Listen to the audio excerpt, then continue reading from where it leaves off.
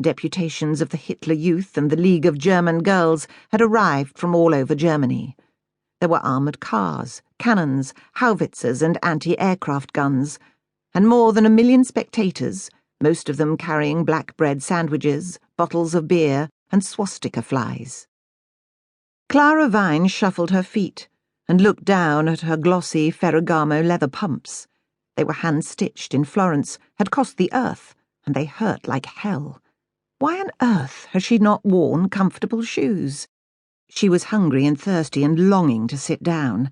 She had been there since 9 that morning, but had only managed to secure a place 3 deep opposite the Führer's saluting podium on the Charlottenburger Chaussee.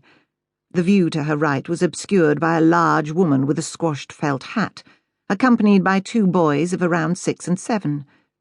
To begin with, Clara had pitied the children, doomed to spend the morning fenced in by a forest of legs, but after hours of their relentless wails, inquiring when exactly the Führer was coming and how much longer would he be, her sympathy was wearing thin. To her left was a war veteran, medals pinned proudly to his chest, saluting frenetically like someone with uncontrollable muscle spasms. He had come all the way from Saxony, and he was not the only one. Thousands of visitors had poured into the city. The stations were teeming, and every hotel from the Adlon down was block-booked.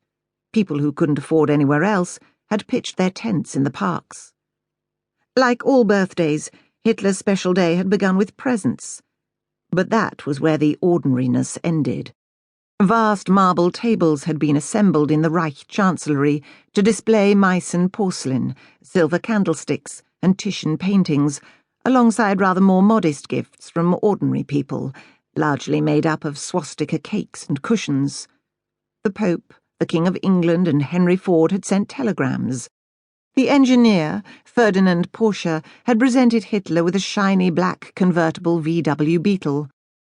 Rudolf Hess had acquired a collection of priceless letters written by the Führer's hero, Frederick the Great, and Albert Speer had given him an entire scale model of the Welthauptstadt, the new world capital, with buildings made out of balsa wood and glass, and a 13-foot model of the proposed triumphal arch.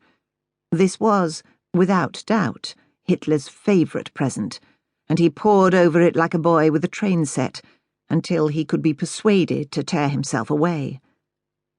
On the face of it, Berlin was putting on a magnificent show. Gigantic white pillars had sprouted all the way along major thoroughfares. The newsstands groaned with souvenir birthday issues. Swastikas waved from every conceivable surface. Spring was a riot of colour in Berlin, so long as the colours were red and black. Beneath the birthday bunting, however, everything was a little shabbier in Germany's capital. The tablecloths in the restaurants were spotted because there was no detergent. The bread was sawdust, and the ersatz coffee undrinkable. People looked the other way on the trams because there was no toothpaste, precious few razor blades or shaving foam, and the sour odour of humanity and unwashed clothes hung in the U-Bahn. Even high-class nightclubs like Ciro's stank of low-grade cigarettes, and taxis home were non-existent because of the petrol shortage. After the previous year's Anschluss, when Germany annexed Austria, followed by the bloodless seizure of Czechoslovakia that March, most of Europe guessed a war was on the way.